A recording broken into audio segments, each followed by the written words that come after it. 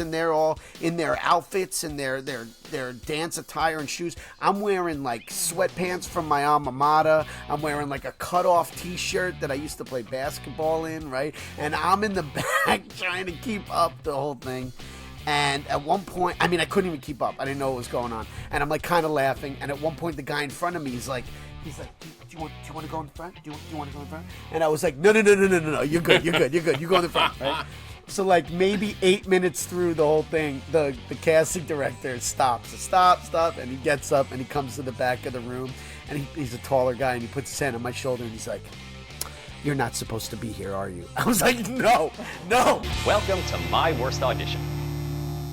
Welcome back to My Worst Audition. With me today is my friend, actor, comedian, writer, Josh Hyman. He does stand-up, has done a one-man show around the country. He's an original cast member of the New York Times Critics' Pick Drunk Shakespeare. You've seen him on Blue Bloods and The Duece, and he's currently starring in the off-Broadway smash hit Sex Work, Sex Play through emerging artists at the 28th Street Theater through the end of October. But I best know Josh as the man who has come in with me on every single commercial audition for the exact same role. And to this day, we cannot figure that out. Josh Hyman, welcome to the show. Thanks, Gary. Thanks for having me on. I'm so honored to be on. This is great. I'm glad we had you on. You were my very first guest, and we just had technical problems, so we had to postpone it till now. It's harder to record when you're both naked in a bathtub, and then it's just the wire, the water gets in the way. I know, so we'll do it the traditional way. Traditional way this time, yeah.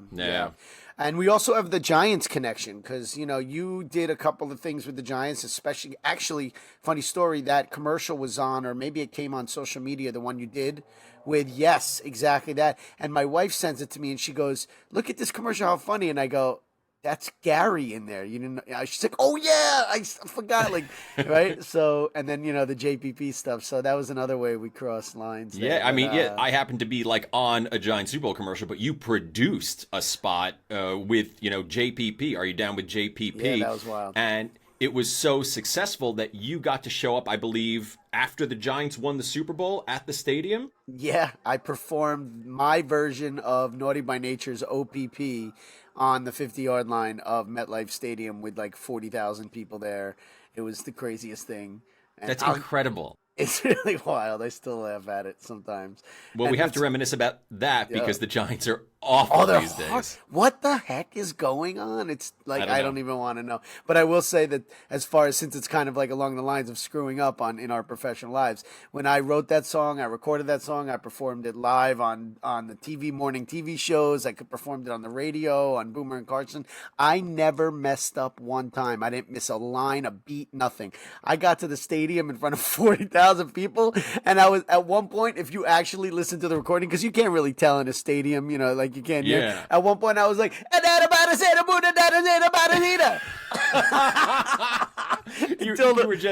you were just Baba Booey, Baba Booey. Yeah, Baba Booey. I was just until the next word came, and I went with it, but I just didn't stop. I was like,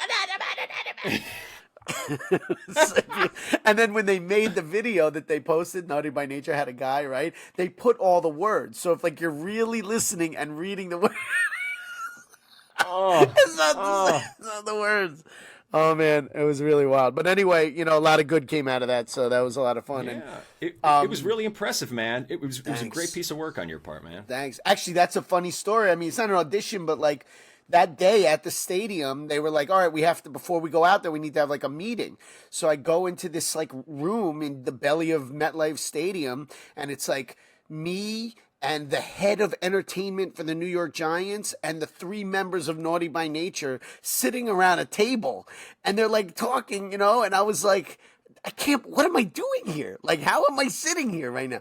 And then they they look at my jersey and go, "Oh, you can't wear that jersey." And I go, "Why?" They go, "It's a bootleg jersey." I said, "Okay, well, we're in the stadium. Why don't you just go down to his locker and get me one of his jerseys? I'll wear it on the field." So the girl goes, "Oh, okay." One of the girls there, she goes down, she gets me the jersey.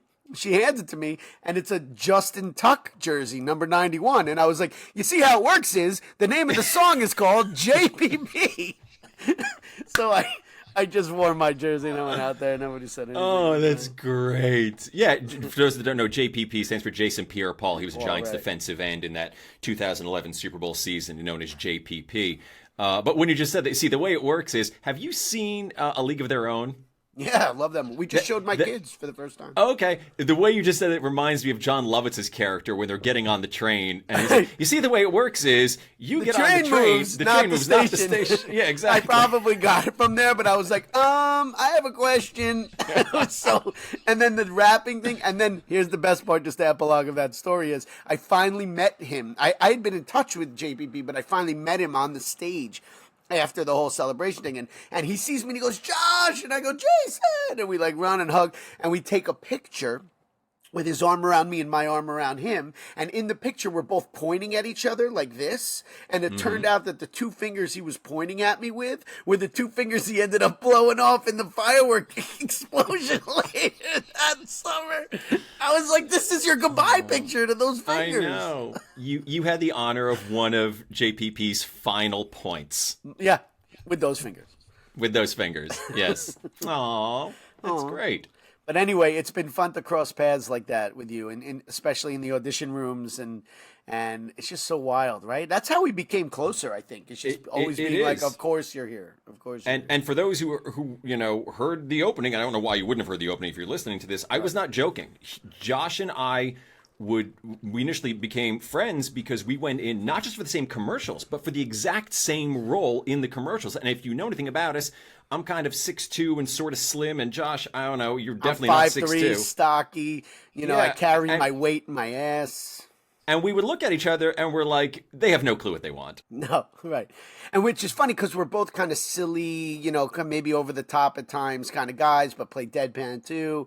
So it was just funny to be like in the same room, and it was more of like this, like, oh, of course you're here. Yeah, right? Of course. Yeah. Which is great. Exactly. It was a great compliment too, so I'll take it. Yeah. Yeah, man. Cool. Well, hey, we're on My Worst Audition. Do you have any that you want to share? Well, I mean, my audition mishaps usually come in like theater situations. I do a lot of theater, as much as I'm, doing commercials and trying to do more TV. But theater's just a good avenue for me. So I find myself in a lot of those auditions. I always find that like whenever I go into an audition and I'm like, what am I doing here?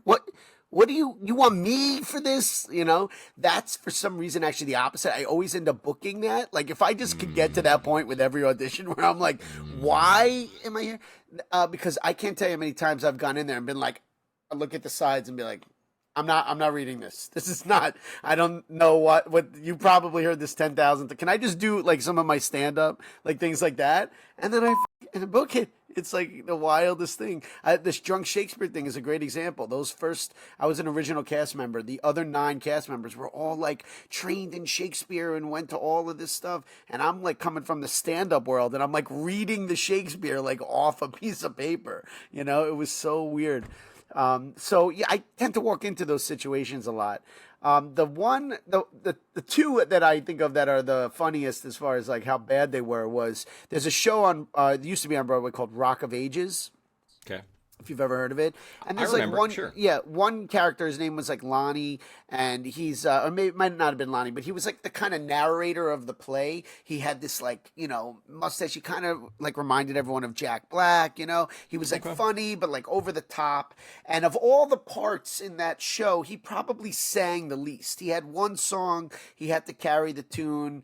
But you didn't have to be like a big Broadway singer to like really play that part, So I was like, I'm going for it, I don't sing. I don't know how to read music. I know none of that, right? But it was like the winter. I was working at a middle school. The music teacher is helping me. I printed out the like sheet music. I literally had no idea what I was looking at. I just memorized it. It was a Bon Jovi song. It was what was the one from Young Guns? Dead or Alive? Yeah, no. Going down on a blaze of glory. Oh, okay. Blaze of glory, right?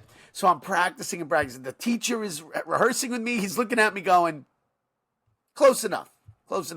right? Nice. So I Okay. go down to the theater. It's at Telsey, and for a Broadway audition, you have to wait in line when it's like a singing situation. You get called up as like 15 people, and you literally wait in a line, and everybody has all the people, the guys, they have their books, like it's like a notebook, and it's got all these songs that they can sing, and they're looking through it like, what am I gonna do today? Oh, maybe no, no, no, they're like looking through, and I show up with like 3 pieces of paper stapled together in the corner, and I'm like, right? Like, what am I doing? So I go in to the audition, and they're like, "Do you have a piece? What do you want to do today?" And I was like, they were like, "Just hand it to the pianist," So I had the staple in the thing. So I'm like, "Give me 1 second." And I'm like taking the staple out of the corner. Okay, and I got it out, and I just lay it in front of me. He's like, "Where do you want to start?" I was like, "Wherever it says to start." I was like, "Just start playing. We'll figure this out as we go." I took my glasses off because I wanted to appear like the character, but I realized then I can't see. So there's like 3 blurry people in front of me. He's playing music, and I am going like hard radio singing like you're in your car. Going down in a blaze of glory. I'm screaming. At the end, they were like, "Thank you." Like, Ooh. right. And they were like, and I was like, "Okay. Whew. Thank you guys. I really appreciate it." And the pianist just like hands me the 3 pieces of paper bag, and was like, "See guys, thanks so much." It was like, and people like just heard that from outside. They all it was like, I didn't realize how embarrassed. Now I realize more how terrible that whole thing was. But at the time I was like so proud of myself. But at the same time, everybody was like, "That was bad. That was really bad." So that was one of my worst auditions ever, by far. And the second one is also a Broadway thing. An agent had sent me one that was less about singing. It was like a dance call kind of thing. So if you've ever been on a dance call, which I've only been on one, you go, similar situation. You go into this room, and it's kind of like that episode of Friends. I don't know if you saw it. Joey had to be in that, and he's in a room, and the dance instructor is like, "And we're triple change and ball and step and and they're teaching it, and the guys all know the things, and they're all in their outfits and their dance attire and shoes. I'm wearing like sweatpants from my alma mater. I'm wearing like a cutoff T-shirt that I used to play basketball in, right? And I'm in the back trying to keep up the whole thing. And at one point, I mean, I couldn't even keep up. I didn't know what was going on, and I'm like kind of laughing. And at one point, the guy in front of me, he's like, "Do you want to go in the front? Do you want to go in the front?" And I was like, "No, you're good. You go in the front." Right? So like maybe 8 minutes through the whole thing, the casting director stops, and he gets up and he comes to the back of the room, and he's a taller guy, and he puts his hand on my shoulder, and he's like, "You're not supposed to be here, are you?" I was like, no, I don't know what I'm supposed to be here. And he goes, "You can leave if you want." I was like, "Great." And I was like, "Can I get my headshot back though? Because those are expensive." And he was like, "Sure." And he goes, "And never," he said, what did he say? "Never come back here again." Something like that. Or never come back here again. Tell your agent. And then he stopped himself. He's like, "You know what? I'll call your agent." I was like, "Oh yeah, Really? Okay, we're on the same page." Like it was as if he was like, "There's no amount of dance training that you could get to ever be in this situation where you would find success." But and he wasn't saying it in like a kind of a tongue-in-cheek, jokey way. He was like serious, like, "Don't ever come back here again." He wasn't being mean, but he was kind of like, just tell them not sort of to like, send "Hey, you back here." we both understand what just happened Right. here. Let's, Right. Okay, Like, let's all not right. ever waste each other's time. And I'm looking at Okay. my resume going, dance experience, like, can dance. I didn't lie. I wasn't like Broadway trained, the tap, jazz. But they wanted, I went, and nobody even like had my body type. It's not like they wanted like a short, stocky guy who was maybe just a great dancer. It's like, it just seems like they clicked on the wrong one and sent Josh Hyman. Anyway, but it was more when you put that on your resume, "can dance," were you thinking like, "Listen, I've done the chicken dance at bar mitzvahs. I think that qualifies." Yeah, like I can keep up. I Okay. can keep up in like in a dance circle. Or one of my side gigs is I'm a dancing rabbi. I go to weddings and bar mitzvahs, and Jewish weddings and bar mitzvahs. And what they do is they hire this troupe to come and dance at these fairs and like do the bottle dance from the Amazing Bottle Dancers from the Fiddler on the Roof, where they put the bottle on their head.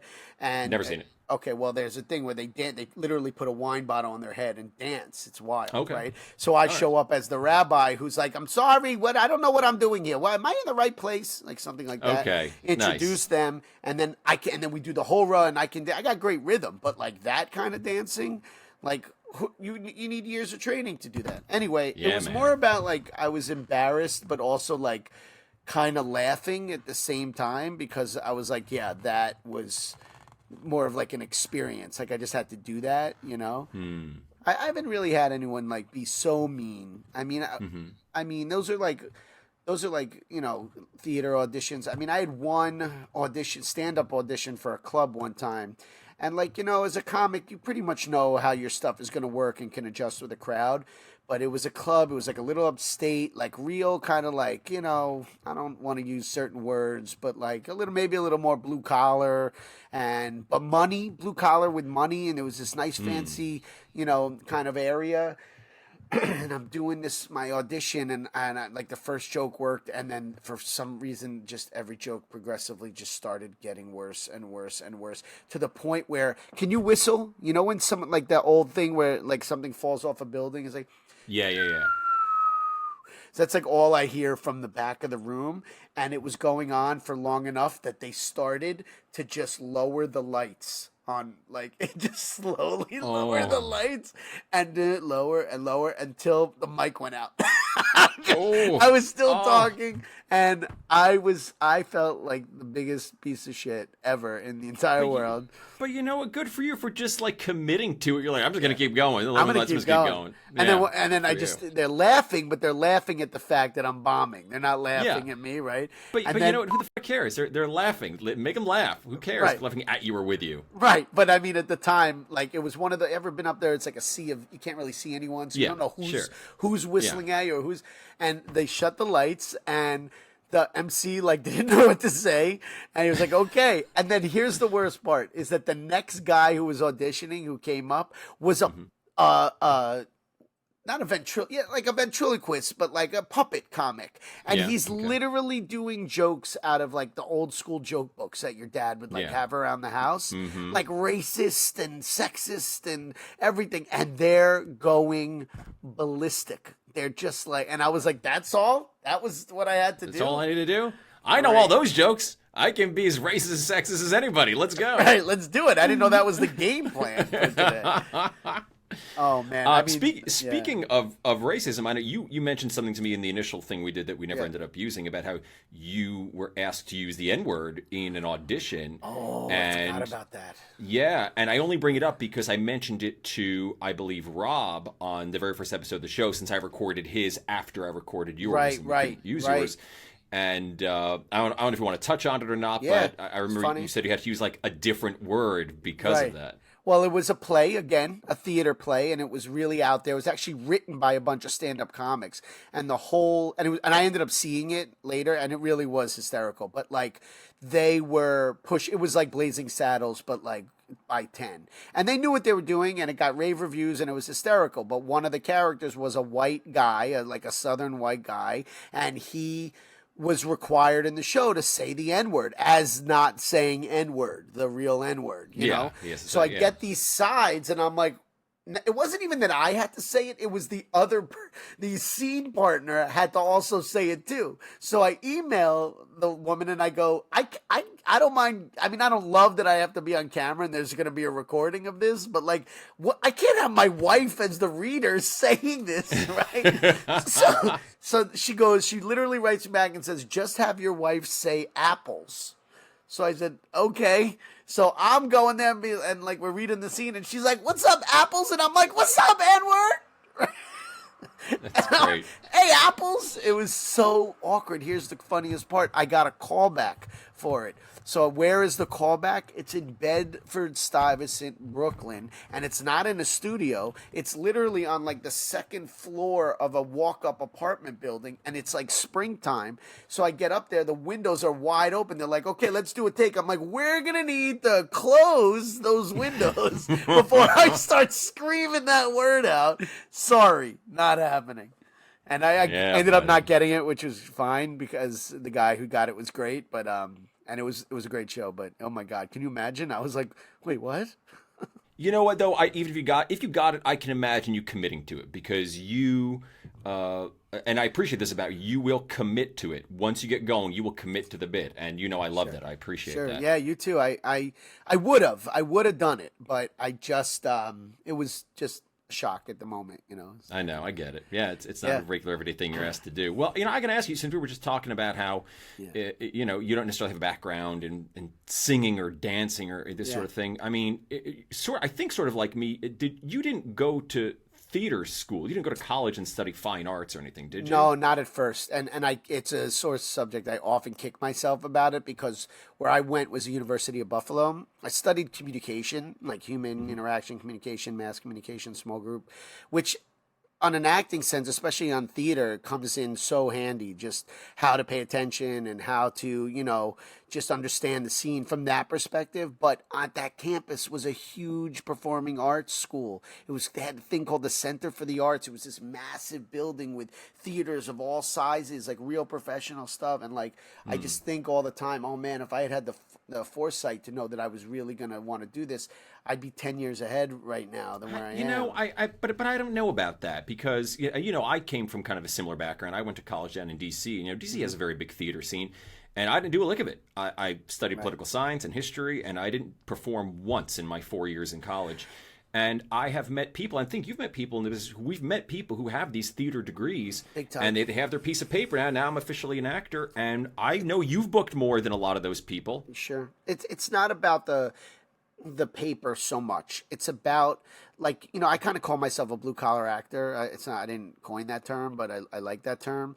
And I did go back to school for acting and theater training, and I use all of that stuff today. I went to Atlantic Acting School and took some conservatories there, so I did end up getting skills that I needed because I knew. But it's more of that. It's like less about like the name on the certificate, because at the end of the day, and you do it too. It's about the hustle. It's about how much you put yourself out there and what you're willing to do or commit to. Do you say the N-word for the part? That kind of thing. But I just feel like like the familiarity with like just the space, the scene, knowing all the things that I had to learn on the road, the difference between a black box theater and being on a mega stage, and that comfortability that comes with it so that our crazy personalities could come out. But I'm also glad the way I did it too, because it told me that like some situations that I've been in, like, oh, I have this naturally in me. I know what to do. I just have to go You for it do. and do it. You're a performer, and you're a person who's not afraid to ask questions. You're not afraid to make yourself look foolish. Sure. And I think that's a big part of the game. Being willing to always learn and be like, oh, okay, this is how you do it. Great, go up, put yourself out there, and take a chance. Right. And I only ask that because I wonder. You didn't study. You studied communications. What made you finally decide to say, I want to give this whole acting, performing thing a try? That's a great question. I grew up watching stand up before, like, obviously streaming and all of that stuff. So I was watching Rodney Dangerfield's young comics on HBO and the Rosie O'Donnell show on VH1 that she had where she was hosting, and I just became obsessed with it. And what happened was I always wanted to do. I was always doing little plays and stuff. I wrote a show when I was 10 years old, 11 years old that I performed in front of a camp, and it was really funny. But that's cool. Everybody around me was always like, no, you can't do it. It's too hard. It's too hard. And no one, like, I didn't really get that push to do it. It was more like, oh, you can't do it. Don't waste your time. So then when I got out of college and everybody was in grad school and I was home and I had like no friends back where I was living at home and everything, I just met some people that were doing like community theater, and I just started performing with them, and I was in a bunch of shows, and I got to be funny, and you get that laugh and you're like, oh, whoa, what is that? And then when I moved into Manhattan, I lived right next to the Comic Strip Live. So I took a stand-up writing class, and then it just all came together, that old passion and desire to be a stand-up, and then the writing and having been on stage, and I just took off from there. I just was doing mostly stand-up, and then again, I got into theater through other people that I met. And so I feel like in that regard, yes, everybody, a lot of New York, almost all my friends are TV and commercial and actors and stand-up comics, but I'm one of the few that I know that's like also a theater actor and finding some success in that world. So it's just, was like a fire that just never went out, basically. That's cool, man. Yeah. What about you? have What's your story like that? Oh, I mean, I worked a desk job for 6 years, but I was always the class clown in elementary school and middle school, and I sort of buckled down in high school, doing the things that I thought you were supposed to do when you go to college and you get your formal job with a suit and tie and a pen and a computer screen. I had read a book, a fictional book that had a character in it that kind of woke up one day in his maybe early 60s or whatever, and realized that he lost the talent that he once had because he never used it, and it really hit me hard. And then that was when I was like maybe 26 or so, and it took me like another 3 years after that to finally build up the courage to say, okay, I was 29 years old, and I said, if I wait till I'm 30, I'll never leave this life. And I had to just go, all right, I'm going to give it a try. But I had no clue what I was doing. I mean, like you, I just asked questions and I started hustling, that sort of thing. And then, of course, like you, I took classes afterwards. Sure. I'm not going at this completely You raw. did a lot of improv too, right? Your sketch. A lot of and improv. Yeah, I started doing stuff on the weekends back in D.C. where I was living, sketch and improv, dinner theater, which to this day is some of the most fun I've had acting, because the guy who wrote and produced the dinner theater, he really gave myself and another person in that troupe a very long leash, because he knew we were really good with improv. So we went off script constantly and just constantly messing with the guests and their dinner and everything. And it was a blast. It was a great time. To this day, it's some of the most fun that I've had. Yeah. But it also I allows us to go on those auditions and be outrageous. Like, I've heard some of the stories on the other episodes, including yours, and it's like, we're not going to survive in this if we don't have bad auditions like that where we fuck up. Or I mean, one audition I went to, you remember, the old, like, where you go and, kind of pay to play audition where you go and meet the casting directors. I was so in it in an audition, a theater audition one time, and there was a chair in the room for the audition, and I'm reading the sides. I was studied up, and I thought I gave such a good performance. And then normally you would go, okay, thank you, and turn around and leave, right? But I was so in it that I thought I was in one, I forgot where I was, and I thought I was in one of those pay-to-play things where you then sit and talk to the person across the table. So I did this audition. I nailed it. They were like, wow, really good. And I was like, thank you. Then I just sat down, and I was like, so what else do you guys want to know about me? And they were like, where are you from? I was like, and then they were like, okay, thanks. And then only at the end did I go, oh, I wasn't, oh, my bad. Bye guys. Yeah. And then get up. Yeah. That was weird. You can go. You're dismissed. Thank you. Yeah. It was like, you're dismissed. And what happened there? I got a call back for that too. And they said, we need you to sing. And I was like, let me tell you a story about the last time I sang in an audition. You were asking before, about being in and hustling, and there have been times I can say there's been at least a half a dozen times in my years doing this where I was like, all right, when I initially started, I gave myself 2 years. I said, if I don't make it in 2 years, I'm done. I don't know what make it meant to me, but like, I'm like, all right. And like every time I'm about out, I seem to book something that to me seems pretty big. It seems like, oh, this could be the moment. Right. And I feel like I'm a degenerate gambler. Like, oh, well, the next one will be the one that finally does it. Have there been moments for you where you're just like, all right, I think I gave it my all. I've had a great time. I'm done. I'm going to stop. And if so, what else do you think you would do with yourself if you kind of got out of this business? That's such a funny question, because literally right before this phone call, I was like, I quit. And then you said, hey, be on my podcast. And I was like, that's it. I'm back in the game. No, but really. Yeah, being on Gary's podcast. That's it. Hey, that's going to make it for me. Does anyone else here know who Gary is and what he does? Yeah, you have no idea, okay? Panhandler's party on the subway.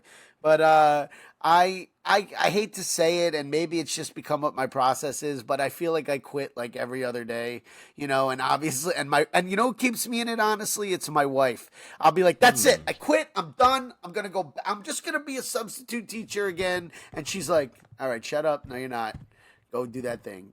She keeps me in it. That's like great. All the time. It's great. But yeah, I mean, I don't know. I'm in the same boat with you as that. You feel like nothing's happening. You're waiting, a lot of waiting. You can only ask so much. You submit auditions. The worst is when you have like 3 or 4 auditions and you are on callbacks for all of it. And you're not just counting dollars. You're counting exposure. That's going to be a national. That's going to be with the Knicks. That's going to be a recurring job. And then you don't get any of them.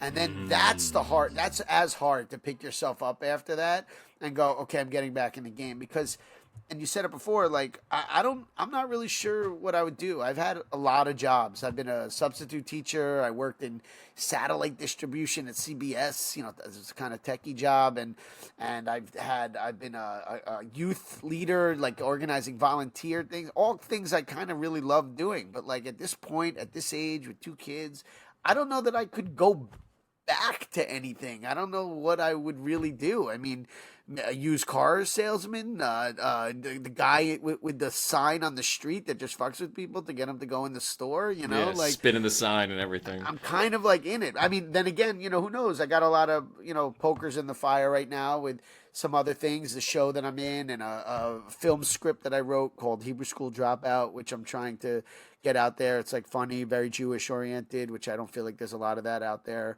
And nobody ever produces Jewish stuff in the entertainment business. They don't the way I did it. And I'll be honest with you, is that it's always all the Jewish stuff is like always skewed to being like, let me be less Jewish. I don't want to be. Or I'm marrying someone who's not Jewish, or it's my bar mitzvah, but I don't want to do all that stuff. I just want the party, Gotcha. And I'm trying to do it more of like no. And I really put a lot of effort into making it very like really making sure things aligned, and it's obviously still a comedy and there's ridiculous stuff that happens, but it's still based in Judaism from like the get-go, right? To echo the full joke, you're going full Jew, not Jewish. Oh, yeah. I'm like Jew. Yeah, there needs to be another word for that when you're not like full Jew, right? Judiac? I don't know. But so I don't know. I mean, you know what it is. You got to sometimes, especially now for people, anyone listening to this who doesn't have kids, when you see your kids and growing up and they see what you're doing and they see how hard you're working and they're proud of you, but like you also think, there are certain other things I wish I could do, a little more consistency that would be nice. But then again, we kind of double back down and go, hey, I'm kind of good at this and I got to do the thing that I'm best at. So you are, and it's always a pleasure working with you, and you've always been so gracious about jumping in on the few projects that I produce once in a while. I'm like, I need Hyman here for something. He's going to add value in some way. I don't know what he's going to do, but he's going to show up. He's going to add something to it. So I'm always happy to work with you. Hey, and the super secret cell, the script you guys are working on, is one of the only scripts that I have read where I was laughing out loud, like really, truly laughing out loud. So when that comes out, people, you will appreciate it. Trust me. Somebody, I don't know who will ever produce that or ever air it, but we'll see. They may not air it, but they might make it. Well, buddy, it's been a pleasure to have you on. Can you let people know where they can find your work? Yeah, my website is Mr. like Mr. Josh Hyman, 2 H's. It actually reads as Mr. Joshy Man, but whatever. MrJoshHyman.com has all my work on there. But the big thing is I'm in this show off-Broadway right now called Sex Work, Sex Play. It runs to the end of October. It's very funny. It's very poignant. It tackles a lot of topics, but it's a great time. So come see it. 28th Street Theater. Thanks, buddy. Appreciate it. Man. Take care. Peace. I'll talk to you later.